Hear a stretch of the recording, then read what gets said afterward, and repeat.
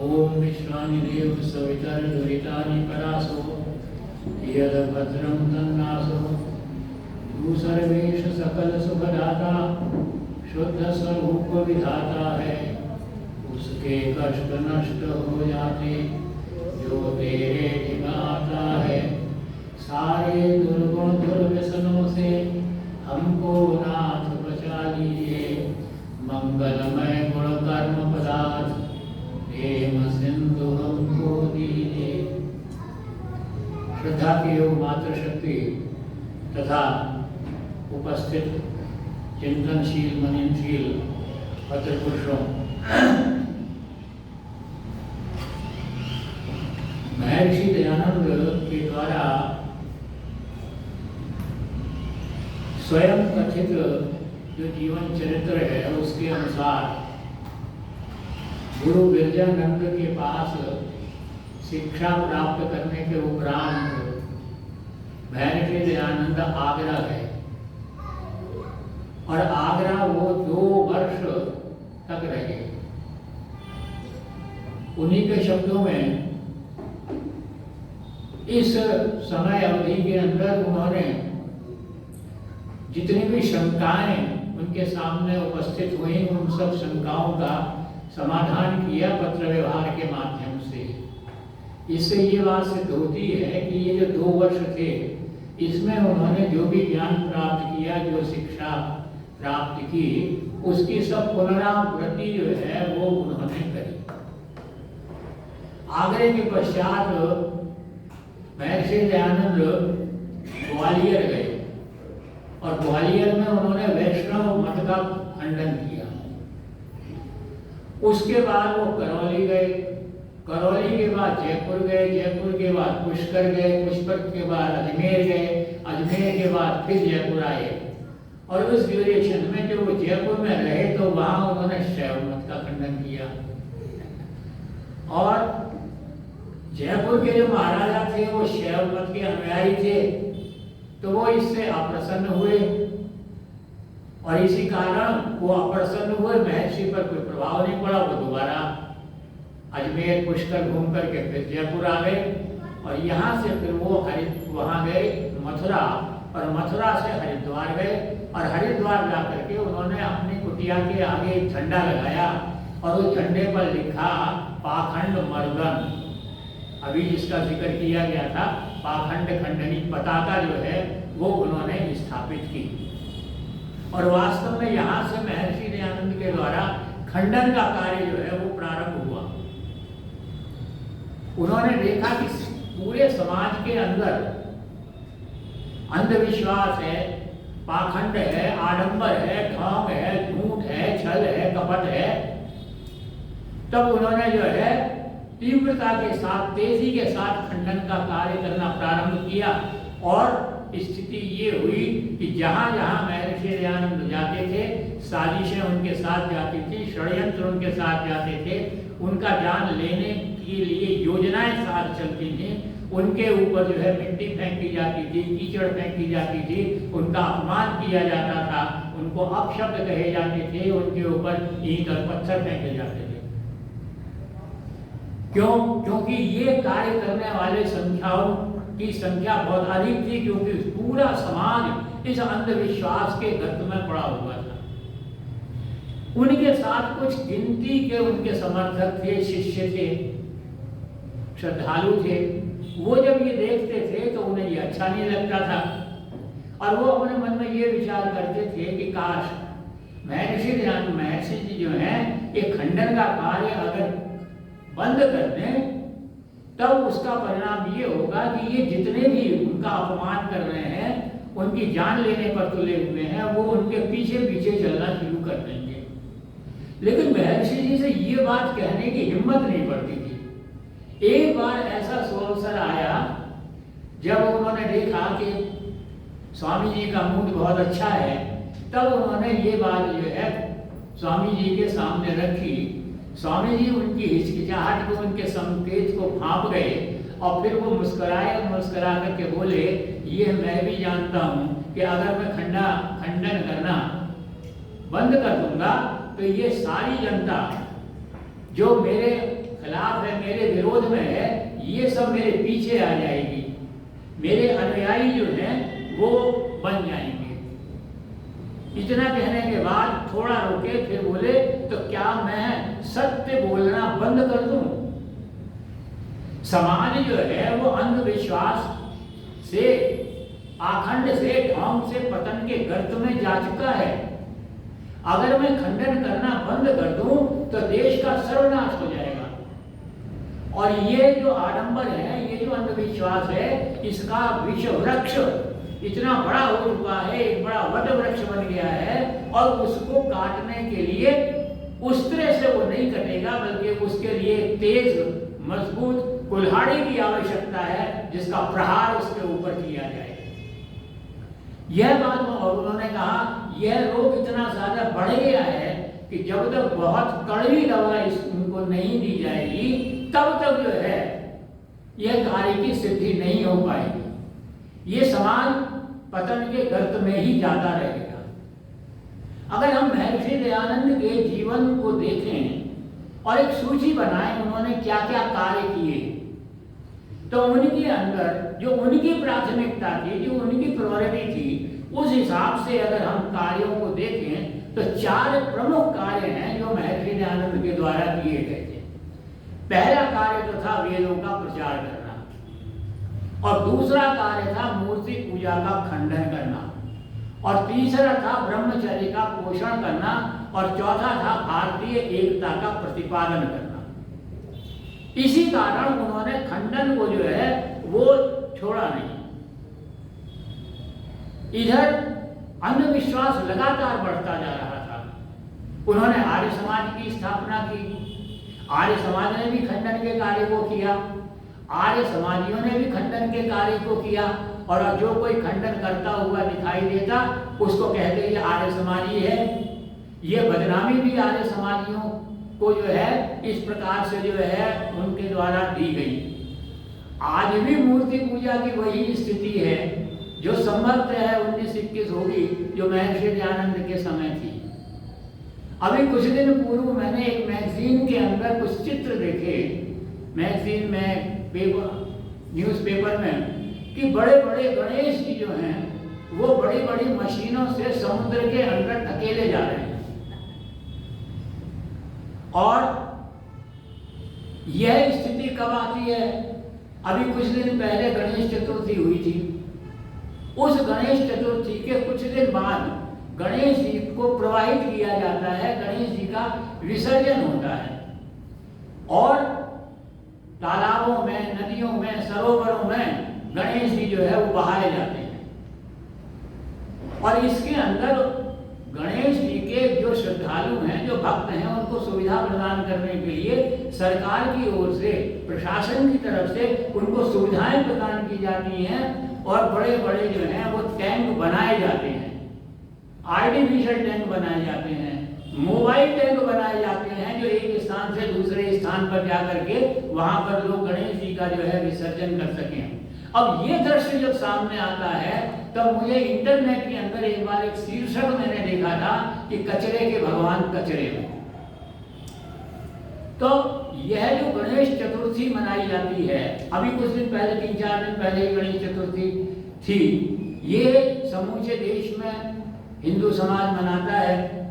विदेशों के अंदर भी जो हिंदू हैं वो इसको मनाते हैं, और विशेष रूप से गुजरात है, महाराष्ट्र है, आंध्र प्रदेश है, तेलंगाना है, और आपका कर्नाटक है, यहाँ विशेष हर्ष और उल्लास के साथ जो है ये गणेश चतुर्थी मनाई जाती है।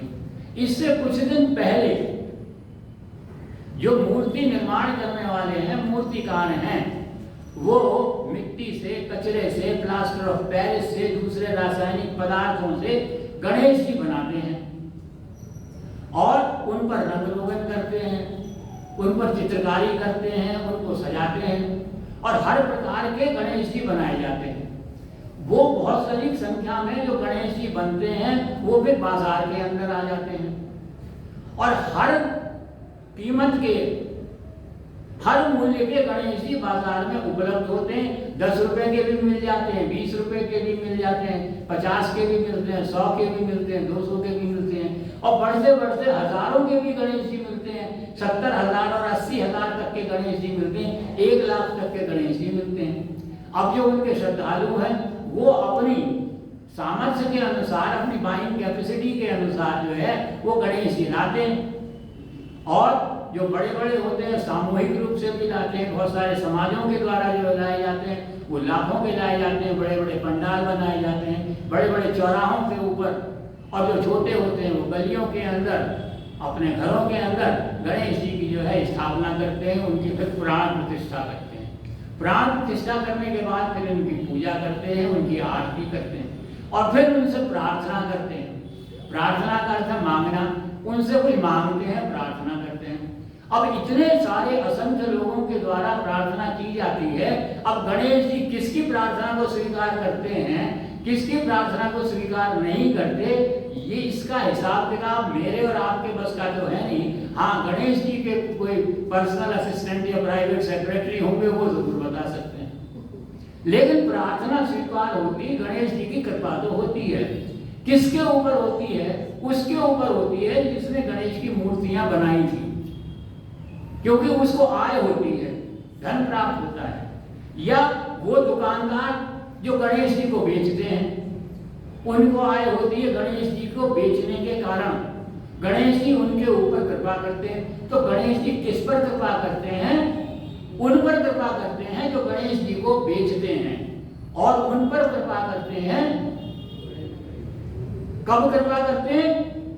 गणेश जी बिकने के बाद उनके ऊपर जो है कृपा करते हैं। तो इस प्रकार से जो है यह कार्यक्रम जो है प्रतिवर्ष जो है गणेश चतुर्थी के ऊपर चलता आता है।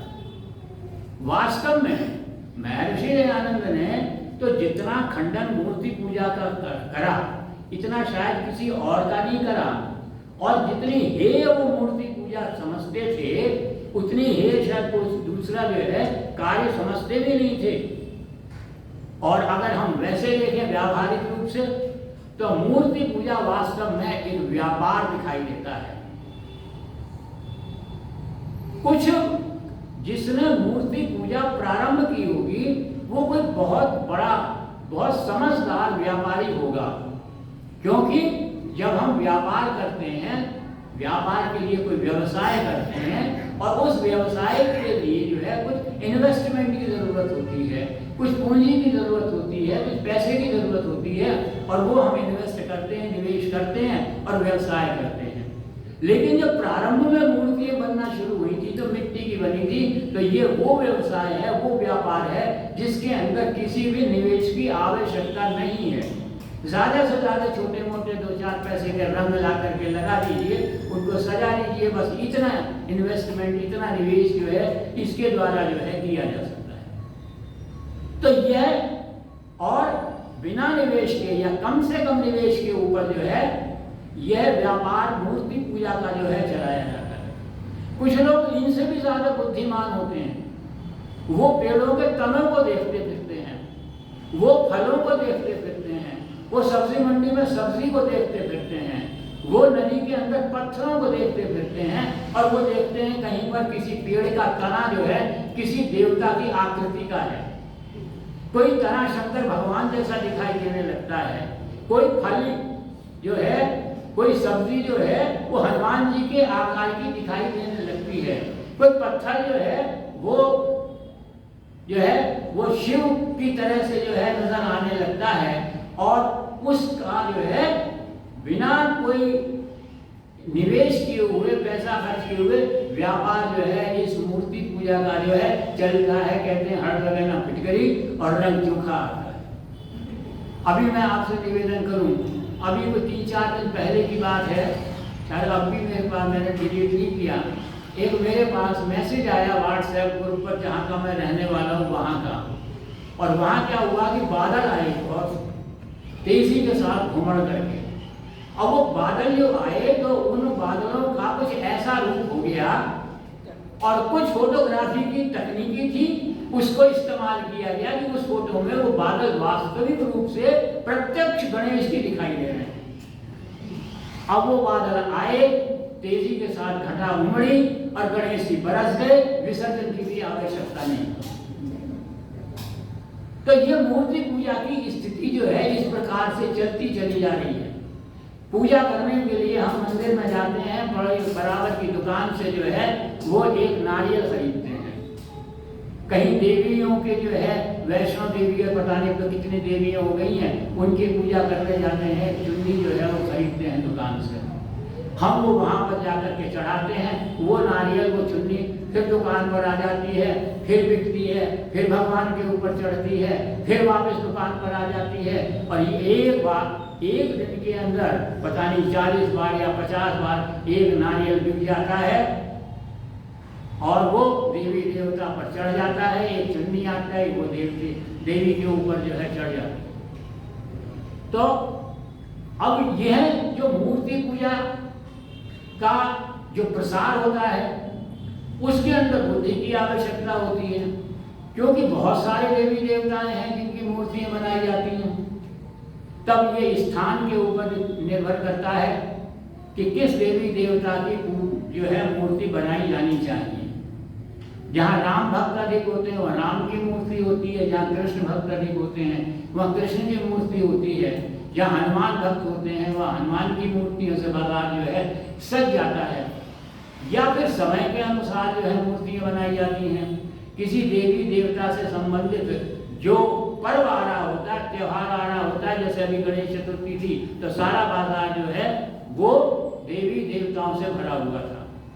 अब इस अव्यावहारिक प्रक्रिया के बारे में जब आप बात करें किसी भक्त के साथ, तो सबसे पहला सेंटेंस आपको सुनने को मिलेगा, अरे साहब मानने की बात है, मानो तो पत्थर में भगवान है वरना पत्थर का पत्थर है। प्रश्न ये उठता है कि मान क्या रहे हैं आप, जो मानते हैं उसमें सत्यता कितनी है, वो सही कितना है, और फिर जिसको आप मान रहे हैं, जो मान रहे हैं वो आपको क्या मानता है, और जो आप उसको मान रहे हैं क्या वो भी स्वयं उसको मानता है या नहीं मानता। इन प्रश्नों का जो है कोई उत्तर जो है नहीं आता। मैं आपसे निवेदन करूं, हिंदू हैं, गाय को माता मानते हैं, गौ माता कहते हैं। मुसलमान गाय को एक जानवर मानते हैं, लेकिन जो गाय है वो हिंदू और मुसलमान को बराबर मानती है। वो इनके मानने के ऊपर निर्भर नहीं है, उसके अंदर स्वतंत्र है। तो इस प्रकार से जो है जो मान्यता वाली बात है वो बिल्कुल पूर्ण रूप से अव्यवहारिक रूप से केवल मात्र भावनाओं में बहाने के लिए जो है की जाती है। एक और तर्क दिया जाता है कि साहब लाखों लोग मानते हैं, तो लाखों लोग मानते हैं तो संसार के अंदर मूर्खों की संख्या अधिक होती है, बुद्धिमानों की संख्या बहुत कम होती है।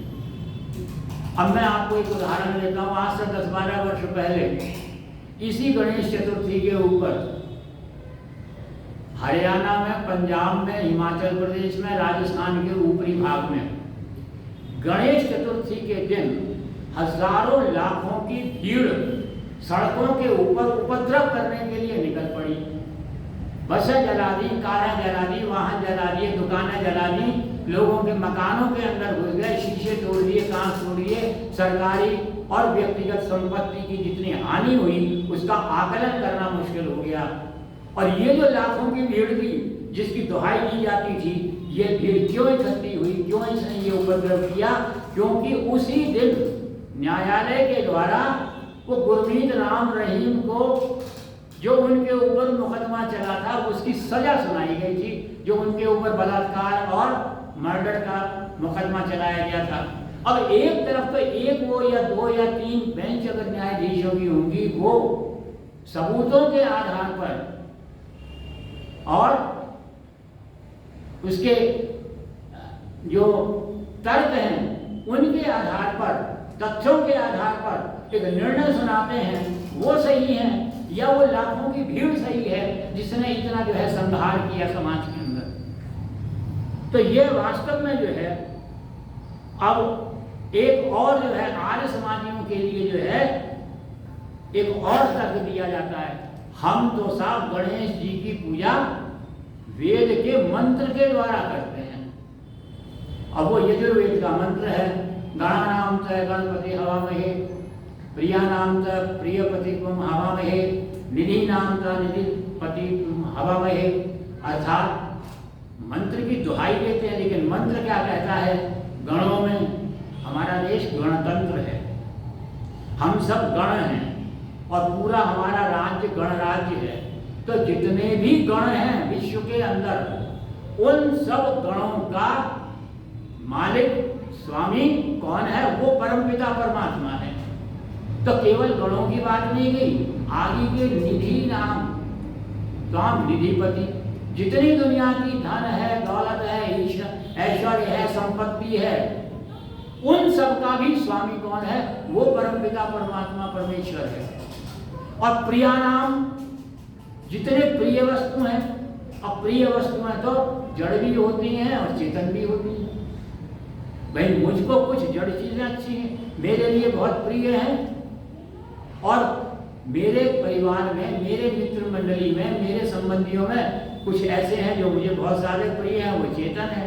तो जड़ और चेतन इस प्रकार से प्रिय जो हैं, तो प्रियों की भी संख्या एक की कितनी है? तो पूरे गणों के प्रिय कितने होंगे? उन सब की संख्या कितनी हुई? उन सब प्रिय वस्तुओं का जो स्वामी है, जो मालिक है, वो स्वयं परमपिता परमात्मा है।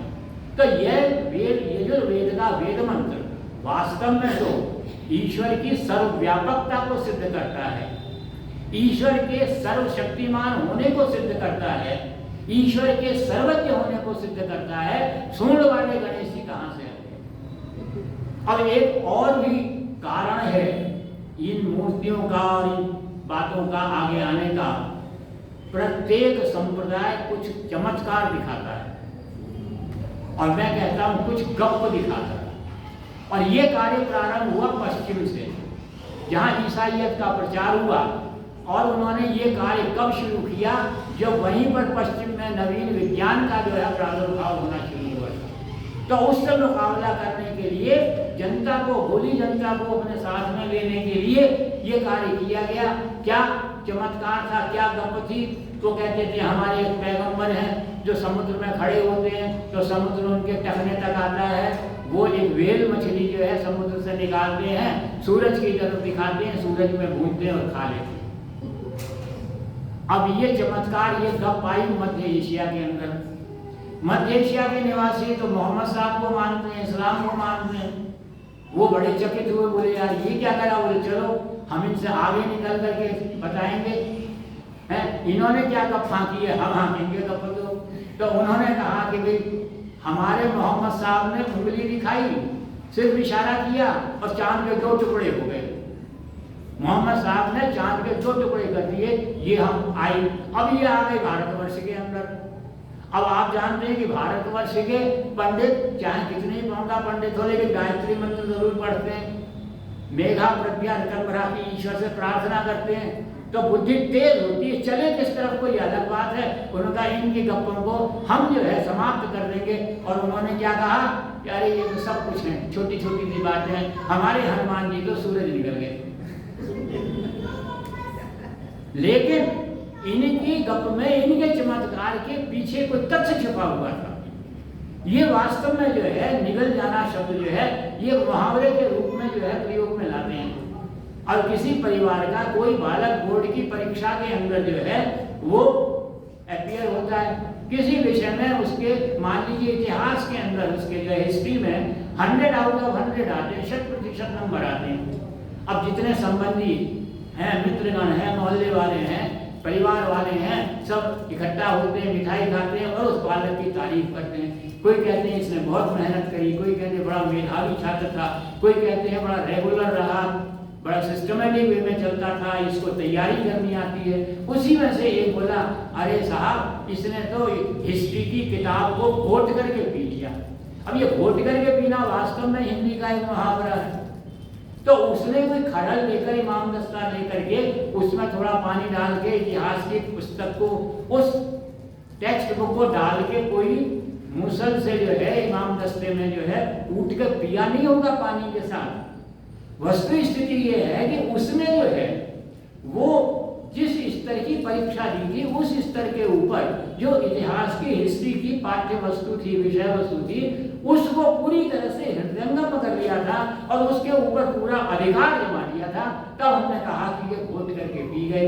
वही बात हनुमान जी के साथ है। हनुमान जी जो है वो सौर विज्ञान के जो है प्रकांड विद्वान थे, बहुत बड़े वैज्ञानिक थे। उन्होंने सूर्य सप्तदर्शन लिखा, उन्होंने सूर्य के रथ में 100 घोड़े बताए, अर्थात 7 घोड़े बताए, और वो 7 घोड़े हमारे भौतिक विज्ञान के 6ठी 7वीं के बच्चे जो हैं सूर्य की किरण के 7 रंगों की जो है वो बात करते हैं। तो इस प्रकार से जो है अब हमारे यहाँ देवी और देवताओं की जो आकृतियां बनाई गई, मैं अब बिल्कुल थोड़ा सा जो है ना सिद्धांत से, वैदिक सिद्धांत से अलग होकर के बात कर रहा हूँ, अपने अपने चिंतन की बात होती है। मेरा मानना ये है कि हमारे भौतिक जीवन के अंदर जो प्रमुख किरदार होते हैं, उन किरदारों के अंदर क्या गुण होने चाहिए, क्या दोष नहीं होने चाहिए, उन्होंने एक कार्टून बनाया, एक आकृति बनाई। हमारी प्राचीन परंपरा है कि हम पशु और पक्षियों के आधार पर, वनस्पतियों के आधार पर हमारे यहाँ कहानी बच्चों को सुनाई जाती थी। पंचतंत्र सारा पशु पक्षियों के ऊपर ही आधारित है। तो उसी को आधार लेकर तब अब आपके सामने एक थोड़ा सा जो है बात प्रस्तुत करता हूँ गणेश जी की। गणेश शब्द का मतलब क्या है? गण प्रशीष। हम गणराज्य में रहते हैं, हमारा तंत्र गणतंत्र है। हमारे गणतंत्र का जो ईश होगा, जो सुप्रीम होगा, जो हेड होगा, वो कौन होगा? वो राष्ट्रपति होगा। अगर राजाशाही है तो वो राजा होगा। कोई राष्ट्र है तो एक कॉमन नाम ले लीजिए, राष्ट्राध्यक्ष होगा। अब राष्ट्राध्यक्ष में कौन कौन से गुण होने चाहिए, उसको लेकर के एक कार्टून बना दिया गया। गणेश जी का खूब बड़ा सिर बना दिया गया। क्या? क्यों? कि जो राष्ट्र का अध्यक्ष होता है वो ज्ञान का भंडार, सत्य ज्ञान का भंडार होना चाहिए। हमारे यहाँ किसका राज मशहूर है, सबसे ज्यादा प्रसिद्ध है? राम का राज प्रसिद्ध है। कहते हैं राम राज लाएंगे, आज भी कहते हैं राम राज लाएंगे। क्यों? क्योंकि ज्ञान के अंदर जो है राम मर्यादा पुरुषोत्तम, राम अद्वितीय थे। उनका कोई ज्ञान के मुकाबले में मुकाबला नहीं कर सकता आज भी। तो राजा को जो है ज्ञान, सत्य ज्ञान का भंडार होना चाहिए। अब उसी आकृति में बड़े बड़े कान दिखा दिए उन्होंने। बड़े बड़े कान का मतलब क्या होता है कि भाई जितनी जनता जनार्दन है, उस जनता का, उस प्रजा का अंतिम व्यक्ति की आवाज भी जो है राजा को, राष्ट्राध्यक्ष को सुननी चाहिए।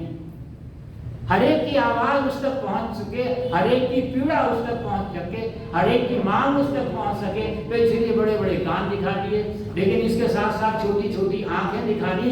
क्यों? उसके अंदर सूक्ष्म दृष्टि होनी चाहिए, माइक्रोस्कोपिक विजन उसका होना चाहिए। कहाँ पर क्या हो रहा है इस बात को देखने वाला होना चाहिए। साथ में लंबी जो है नाक दिखा दी। नाक का क्या काम होता है? सूंघने का होता है। वो सूंघने, उसकी घ्राण शक्ति, सूंघने की शक्ति, उसके राज्य में कहां पर राष्ट्रद्रोही क्या काम कर रहे हैं, ये सूंघने की शक्ति अगर राष्ट्राध्यक्ष के नहीं है तो वो राष्ट्र पराभव की ओर जाएगा, वो देश प्रभाव नीचे के पतन की ओर जाएगा। इसलिए इस राष्ट्राध्यक्ष को जो है ये गुण उसके अंदर होने चाहिए। वो एक चेहरा बना दिया, साथ में 4 हाथ दिखा दिए। 4 हाथ क्यों दिखा दिए? पुरुषार्थ चतुष्टय को हृदयांगम करने वाला होना चाहिए। चारों पुरुषार्थ को प्राप्त करने वाला होना चाहिए, धर्म अर्थ काम मोक्ष को। और इसके साथ आप देखेंगे उनके पेट बहुत लंबा दिखा दिया। पेट का मतलब ट्रेजरी अच्छी होनी चाहिए, तिजोरी अच्छी होनी चाहिए, धन अच्छा होना चाहिए, मुद्रा अच्छी होनी चाहिए। जिस राज्य के कोष के अंदर मुद्रा होती है उस राष्ट्र की मुद्रा का मूल्य बहुत अधिक होता है, और वो राष्ट्र जो है अपना नाम आर्थिक दृष्टि से सबसे ऊपर लिखाया करता है। तो भाई मुद्रा अधिक, और इतना सब, इतना भरम भरी शरीर जो है उसका क्या किया उन्होंने? उसके पांव के नीचे एक चूहा बैठा दिया। अब एक चूहा इतने भारी शरीर को कैसे ले जाएगा? वस्तुतः यह भी एक संदेश है कि चूहे का गुण क्या होता है? कुतरने का होता है। आप कहीं पर भी मान लीजिए आप घर से कहीं बाहर जा रहे हैं और कमरे के अंदर कुछ पुस्तकें मेज के ऊपर रखी रह जाए और अचानक एक चूहा आ जाए, एक रात के अंदर उसका हर पृष्ठ हर पेज को कुतर करके छोटे छोटे टुकड़ों में कर देगा। तो ये जो कुतरने की आदत होती है जिन पंचमांगियों की, जो राष्ट्र को कुतरना चाहते हैं, उन राष्ट्र को कुतरने वाले राष्ट्रद्रोहियों को, राष्ट्राध्यक्ष को अपने पांव के नीचे दबाकर रखना चाहिए। अब एक सामाजिक किरदार, एक राष्ट्रीय किरदार, एक पारिवारिक किरदार को हमें परम पिता परमात्मा बना करके उसकी पूजा करनी जो है प्रारंभ करनी। जो सर्वदेशीय है, सर्वव्यापक है, उसको एक देशीय बना दिया और वही जो है हमारे पतन का कारण। तो ये इस प्रकार से आज भी जो कहते हैं कि साहब धीरे बोलो, तो मैं तो महर्षि दयानंद की उसी बात को याद करता हूं कि बड़े बड़े विश्व वृक्ष जो हैं वो उस तरह से नहीं काटे जा सकते। उनको काटने के लिए तेज धार वाली, मजबूत और भारी कुल्हाड़ी की आवश्यकता है। और मैं आपसे निवेदन करूं, लोग अक्सर जो है हमारे यहाँ मंचों के अंदर कभी कभी तो इस प्रकार की पूजाएं भी जो है कर दी जाती हैं, देखने को मिल जाती हैं। बड़ी उस वक्त जो है विडंबना देखने को मिलती है हमको, लेकिन जो आर्य समाज का कार्य था, जो महर्षि दयानंद का कार्य था, वो नहीं। अब महर्षि दयानंद एक सन्यासी थे, लेकिन जितने विचार हैं सब क्रांति के विचार हैं। मैंने एक छोटी सी पुस्तक लिखी है, उसके अंदर प्रमुख रूप से यही बताया है कि महर्षि दयानंद के क्रांतिकारी विचार कौन से हैं। अधिकांश विचार जो हैं वो क्रांतिकारी विचार हैं। अब उन विचारों में एक विचार क्या है, महर्षि दयानंद वो विचार किसी धर्माधिकारी ने नहीं दिया, किसी धर्म के धर्मोपदेष्टा ने नहीं दिया। वो कहते हैं जो स्वस्थ परंपराएं हैं उनको जीवित रखना चाहिए और जो अस्वस्थ परंपराएं हैं, हानिकारक परंपराएं हैं, उनको समाप्त कर देना चाहिए। लेकिन कोई इस बात को स्वीकार नहीं करता। क्यों? क्योंकि जो हानिकारक परंपराएं हैं उसी से तो गुरुडम जो है फूलता फलता है, उसी से तो समाज की पूजा करता है।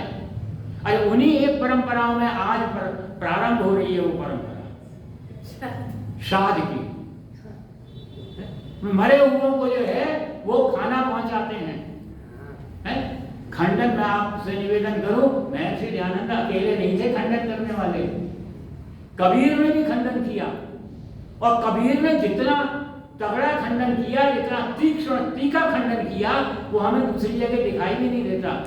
और कबीर की एक और विशेषता थी, महर्षि दयानंद ने तो सारी शिक्षा दीक्षा, जैसा मैंने आपको महर्षि दयानंद के स्वयं के लिखे जीवन चरित्र के आधार पर बताया था कि कब उन्होंने जो है खंडन करना प्रारंभ किया। कबीर ने तो बचपन से ही खंडन करना प्रारंभ कर दिया था। कबीर के गुरु थे रामानंद। रामानंद ने छोटे से बालक कबीर से कहा, कबीर बाल्टी ले जाओ, दूध लेकर के आओ गाय का, आज मेरी माता का श्राद्ध है, खीर बनाऊंगा। अब कबीर छोटा सा तार्किक बुद्धि का बालक था, वो क्या ये क्या काम कर रहे हैं हमारे गुरुजी। उसने रास्ते में से कुछ चारा लिया, कुछ घास ली, बाल्टी ली और एक इत्तेफाक से गाय मरी हुई मिल गई, वहां बैठ गया जाकर के। इधर रामानंद जी इंतजार कर रहे हैं कब कबीर आए, कब मैं खीर बनाऊं, कब पंडित जी को खिलाऊं, कब अपनी माँ का श्राद्ध करूं। जब परेशान हो गए, नहीं आया तो ढूंढने निकले, तो इस स्थिति में देखा कि तू यहाँ क्यों बैठा है। बोले जी आपने कहा था गाय का दूध लाओ, मैंने सोचा माँ के लिए खीर बन रही है, माँ खीर खाएगी तो मैं ताज़ा दूध लेकर के जाऊं, तो इस गाय के पास बैठा हूं, जब ये उठेगी तो मैं इसको चारा और घास खिलाऊंगा, तब शुद्ध दूध ताज़ा दूध लेकर के आऊंगा, इसलिए बैठा हूं इंतजार में। बोले अरे मूर्ख, क्या मरी हुई गाय कभी दूध देती है? क्या मरी हुई गाय चारा और घास खाती है? तो बोले लगा क्यों नहीं खाती, ये तो अभी मरी है 1-1.5 घंटा, अगर आधा घंटा और रुक जाता तो म्युनिसिपल बोर्ड वाले इसको उठा करके ले जाते। लेकिन आपके मां को मरे हुए तो बरसों बीत गए, वो खीर कैसे खाएगी? तो इस प्रकार से जो है ये गलत परंपराएं चलती हैं। मुझे रबड़ी खाने का बहुत शौक है। मेरा मित्र जो है लखनऊ में बैठा है, हम मिलते हैं तो सबसे पहले वो मेरे लिए यही लेकर के आता है कि साथ बैठकर खाएंगे। अब उसको कोई श्राद्ध की बात ध्यान में आ जाए, बोले चलो रवि का भी श्राद्ध कर देते हैं, तब वो पंडित जी के पास जाए और कहे महाराज ये खीर खाओ और बेंगलोर में मेरा मित्र रहता है, उसके पास ये खीर पहुंच जानी चाहिए। बोलिए कहां से पहुंचेगी? एक व्यक्ति जो मर जाता है, कौन सी योनि में जाता है, कौन से कर्म करके, या वो मुक्त आत्मा बन जाता है, उसका वास्तविक भोजन क्या है? कुछ नहीं है, बस उनको खिलाना है। वस्तु स्थिति ये है कि इस श्राद्ध की परंपरा में 3 शब्द आते हैं। श्राद्ध आता है, पितर आते हैं और तर्पण आता है। श्राद्ध का मतलब होता है अपने हृदय के अंतर से समस्त आदर मान यह प्रकट करना जो है। तो श्राद्ध से है वो श्रद्धा से आता है श्राद्ध। तो श्रद्धा का जो एप्रोप्रिएट वर्ड है वो है रेवरेंस, डीप रिस्पेक्ट। तो वो होनी चाहिए आपके। और पितर, ये लक्ष्मण धातु से पितृ बना है, जिसका अपभ्रंश पितर है। तो हमारे शास्त्र क्या कहते हैं? माता, पिता, आचार्य, सैनिक, सुरक्षाकर्मी, किसान, स्नातक, यह सारे के सारे जो हमारी रक्षा करते हैं वो सब पितरों में आते हैं। और अर्जुन जब कुरुक्षेत्र के बीच में खड़े हुए थे, कृष्ण से कहा कि मेरा रथ ले जाकर, तो महाभारत काल लिखता है कि अर्जुन ने दोनों सेनाओं में अपने पितरों को देखा। अब वो जो पितर हैं सारे, वो जो श्राद्ध करना है वो जीवितों का करना जो है हमारा वैदिक सिद्धांत बताता है। और वो क्या कहता है?